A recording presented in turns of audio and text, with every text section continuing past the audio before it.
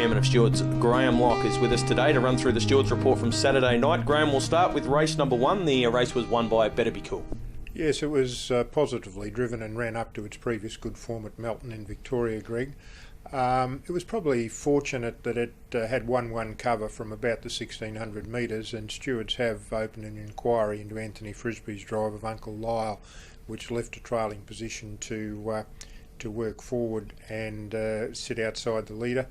But look, Better Cool does look to be a progressive mare. Okay, so that's Better Be Cool in race number 1. What about race number 2? Now, this was won by Admiral Joy, Kevin Pizzuto and Todd McCarthy. Yeah, look, a progressive horse who ran right up to its previous 2 starts. Stewards approved a change of tactics for Admiral's Joy, and most form students would have anticipated the horse would have gone forward with cover. The stewards did open an inquiry into Jack Trainer's drive of the stablemate ready for takeoff, and that inquiry's been adjourned to a date to be fixed to allow us to test some of the evidence, have a look at recent runs and examine sectional times and so forth of the horse's previous runs. But take nothing away from Admiral Joy, it does appear to be quite a progressive horse and did get the run that most people would have anticipated. Just on a different matter, in terms of tactics changes, are they always granted? If connections come to you and ask for a change of tactics as a stewards panel, is it always granted? Well, the discretion is there under the rule, Greg. Look, I think stewards need to walk a very fine line. Our role is to examine the integrity of the proposed changes, to see if, in our opinion, they fit the circumstances of the likely circumstances of the race. And where that's the case, although in some instances we may not necessarily agree with that's the best tactics for the horse on that particular occasion, I think there's a fine line as to whether we get involved in the training and driving of horses. It would need to be an exceptional or a ridiculous proposal for us to deny it, but the discretion is there within the rule. Okay, well, let's get back to race number 3, and this was won by Ego Dan for Paul and Gavin Fitzpatrick. Yeah, another good positive drive. Very competitive race, Greg, under the circumstances. We did report in that race that Scotch Creek, I think Brad Elder drove the horse, was unable to obtain clear ground clear running in the straight. All right, race number 4, and this was won by Lochinvar. Ashley Grives taking it out, trains and drives, and Shipwreck running second. Yes, again, a competitive race. Horses hit the line close together. We did report in this race that Skippy Rascal had difficulty obtaining clear ground, and approaching the finish was held up and therefore not fully tested. Race number 5, and kept under wraps for Belinda and Luke McCarthy.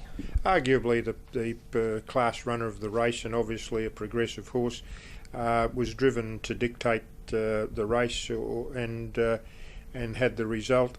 We did report that Regal Barra had difficulty obtaining clear running. Race number 6, and this was the fast class of the night, the Group 3, Freiburg, Kevin Pizzuto and David Morris. Yeah, a couple of excellent runs here. Suave Stewie Lombo was inconvenienced when Sweet Molly O'Shea galloped in front of him at the start. And those people who go back and watch the videos will notice that Suave Stewie Lombo got to the line very strongly.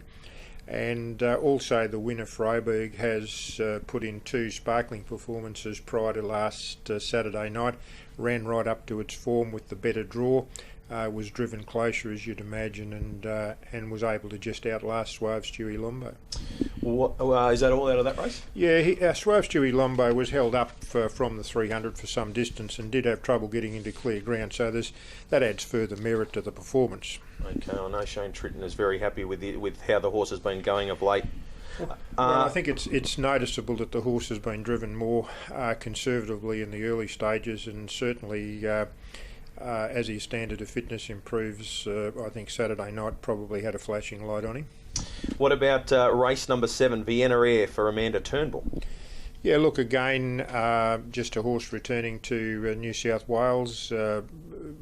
Probably the stablemates dominated the race, or the 2 Turnbull runners dominated the race in Vienna Air and Real Intentions.